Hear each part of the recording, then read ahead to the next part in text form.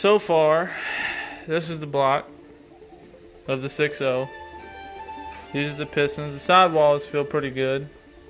Not too bad. Starting to clean up a little bit. There's the 6.0 mark. Pulled the cam out. Well, when I pulled the cam out, it looks to be that the cam on this, the lifters were bad. So let me try to find it to show y'all. I mean, you learn from your mistakes. Thought I was purchasing a good block, but I had to change some things. But luckily, I got parts out of my 5.3. This is what I'm talking about. I don't know if y'all can see it on the camera, but there's not supposed to be a lip on this. So that means the lifters were eating into this cam. So I'm gonna have to change more parts than I really wanted to, but it's not a big deal.